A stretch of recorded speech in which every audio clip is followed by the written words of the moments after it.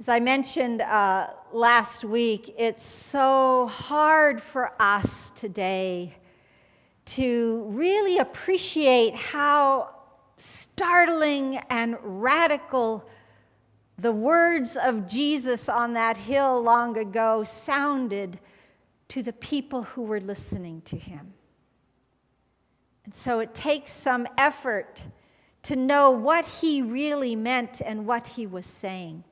You may remember that word that we translate usually, blessed are they, that I said is probably a little better from the Greek fortunate, meaning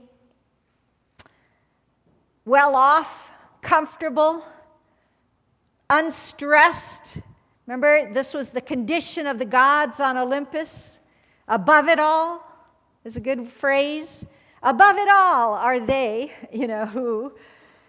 Today we might say, chill. Chill are the meek. Really. Makarios is the Greek word that Matthew uses in his gospel for blessed, Makarios. Get the idea? Life is good for those who are fortunate, blessed, Makarios. This is Mordred, son of King Arthur, right? In Camelot. And Mordred says, or sang, it's not the earth the meek inherit, it's the dirt. Right? That's his take on blessed are the meek. And not too differently, anybody know who this is? The one and only J. Paul Getty. And he said, the poor will inherit the earth, just not its mineral rights. So who does this world bless? Because sure doesn't seem to be the meek, right? Who does this world bless?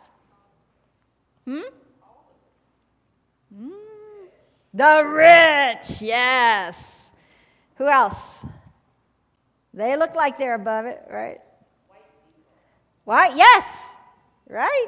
People defined as socially as white people, yes. What? Politicians. Blessed are the politicians. What? Yeah, they get hated too. Maybe. Who else does the world bless? Yes, the outspoken ones. This world has its own value system, doesn't it? This is Gordon Gekko, otherwise known as Michael Douglas, in the movie Wall Street, where he famously said, greed, for lack of a better word, is good. Right? So let's try a worldly beatitude. Blessed are the greedy because they will what? Will inherit the earth. Will inherit really valuable stocks, right? Stock options. Oh yeah, not as valuable right now. Thank you, John. Reality check. So these are what I call the DIY, right? Do-it-yourself beatitudes with who the world wants to bless. So we can just make them up ourselves. Blessed are the litigious because they will bankrupt everybody and make attorneys rich, says Jan. I'm glad you didn't miss that one. What else? Let's see. Celebrities. Blessed are the celebrities, for they shall... What? For they shall what? What is this whole Kardashian thing, right? There is no there except wealth, right? Blessed are the celebrities, for they shall what? They don't really rule. They get everybody's attention, right? For they shall get everybody's attention. We could go on, couldn't we? Who does the world bless? But don't forget this, right? This is God's world. And yes, all nature sings. It's still a beautiful world, isn't it? Don't forget that part. Jesus doesn't want you to forget that part. So what Marjorie Thompson, who reflected on all of these Beatitudes, would remind us is that when we do these little Beatitudes according to who the world wants to bless, we're referring to the fallen world, right? The world that is at some distance from God's purpose and God's will. It's the fallen world. And the fallen world blesses those who use their means of power for what? Themselves. For themselves. Right? That's what we're talking about. When you hear the word meek, what do you think?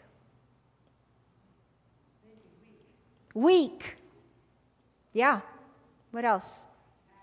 Passive, yes. What? Humble. Yep. Shy. Shy. Withdrawing, right? All of those things, right? That's what we're taught. Does anybody here teach your little Sammy? Be meek, son.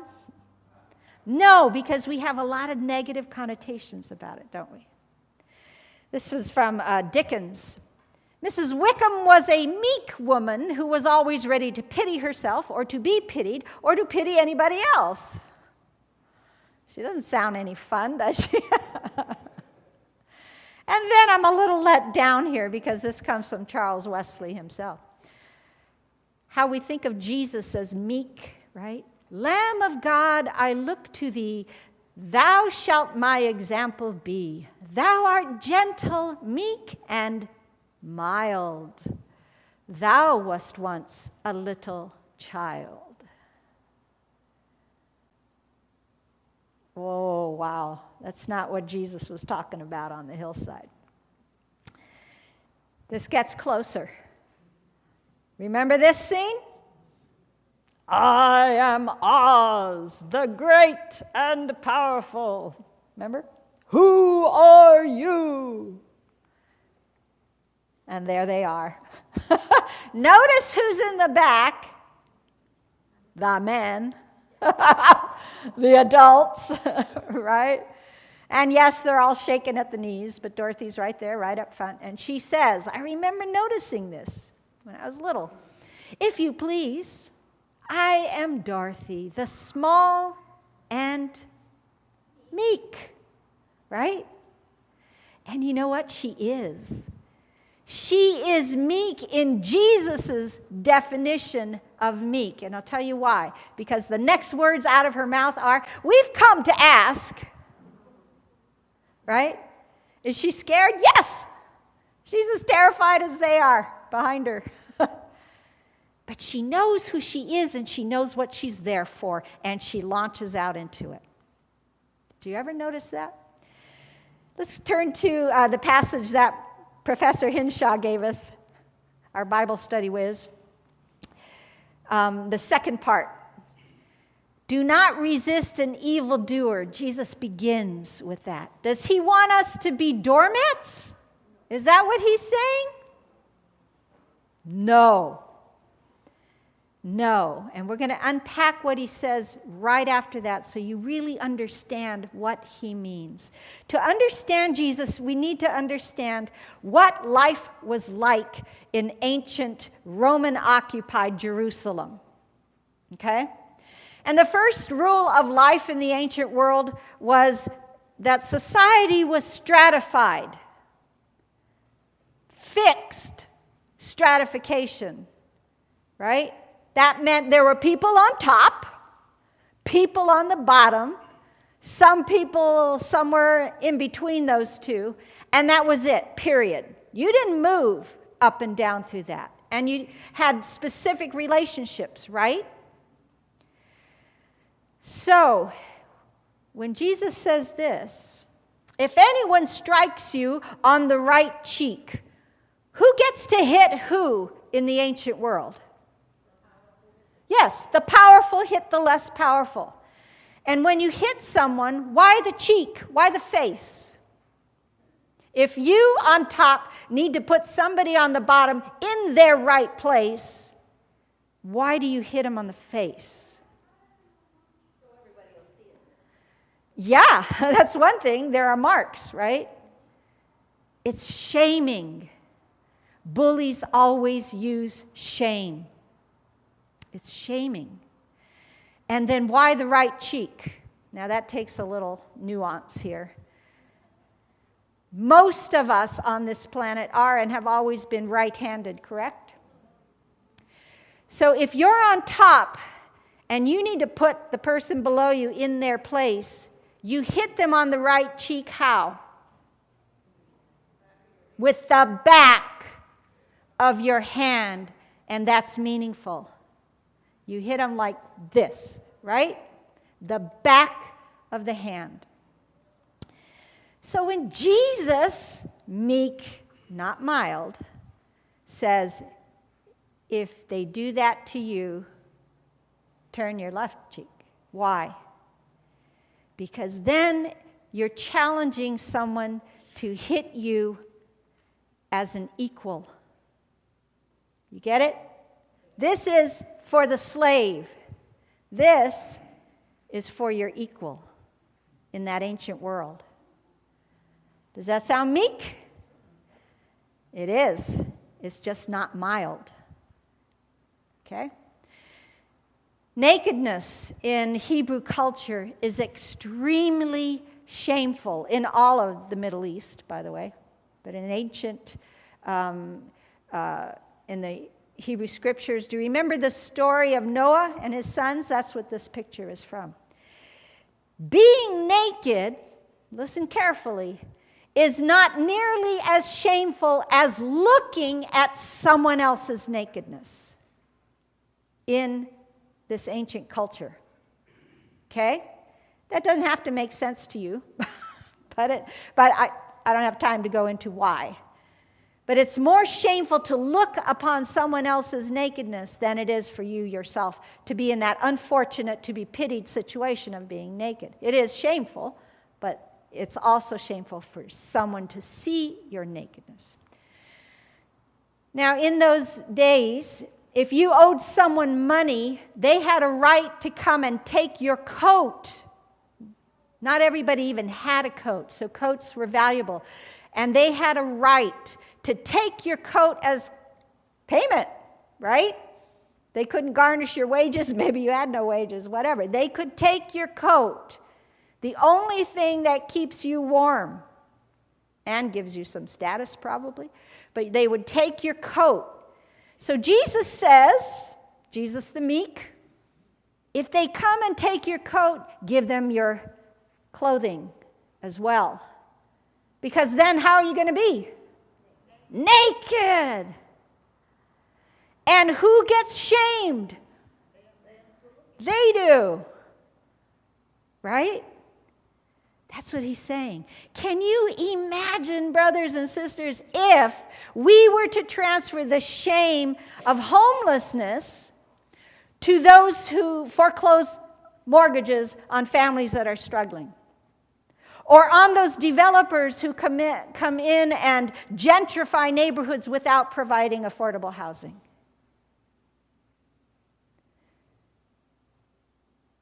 Jesus, meek, not mild. What about this business of forcing you to go a mile? Well, under the Roman oppression, the Roman soldier was forced to carry their pack, called a marching pack, which we still have today, right? Those of you who have served. Marching pack on their shoulder as they march. They had the legal right to force anybody to carry that pack 1 mile, but no more. If they were caught forcing someone to carry it for more, there were stiff penalties. So if a Roman soldier forces you to carry his pack 1 mile, Jesus says, go the 2nd mile. Now what? Oops. Now a Roman needs a Jew to get him out of trouble. Give me my pack back, please. Right? Who has the power now? It's not the soldier anymore. It's not Rome. Right? Jesus says this is what meek is. What Jesus is talking about is not humility. He's talking about, he's aiming his beatitude at unbridled human power. We all have power. And there are a lot of bullies who use it for themselves in ways that harm others, right? Jesus is saying all power that we have should be under the discipline of God. He's aiming to tame unbridled human power, like a horse, right? God should be holding the reins. That's what he means. When Jesus was tempted, what was he tempted to do?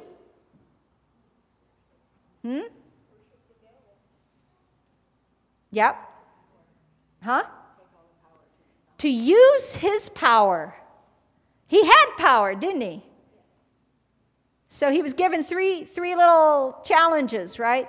But each one demanded that he use his power for himself, for his safety, for his pleasure, right? And he refused. Nope, not going to do it. That's meek.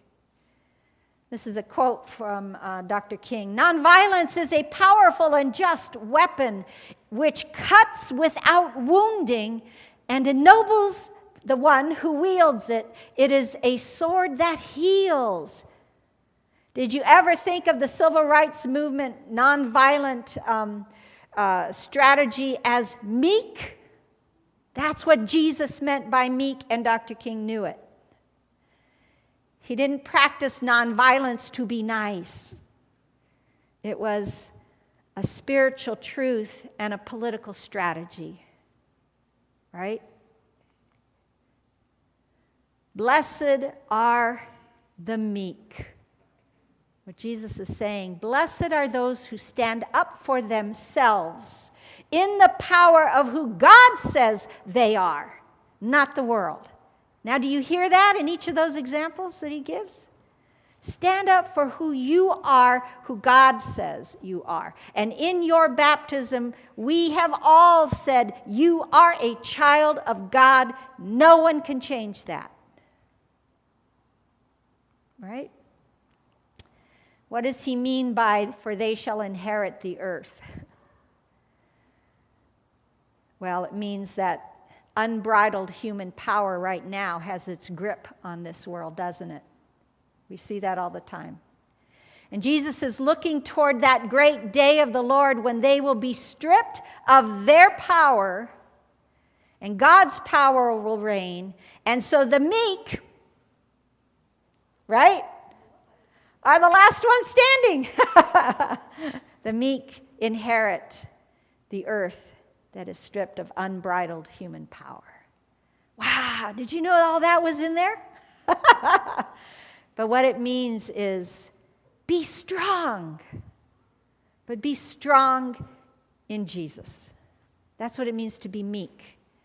You are strong. You don't have to use that external power. You are strongest when you're trusting in God. Remember that especially in these next few weeks as we see what that virus is going to do or try to do between us, right? Between us. I invite you to consider how God's strength has supported your life as you think about what God asks you to give in these times.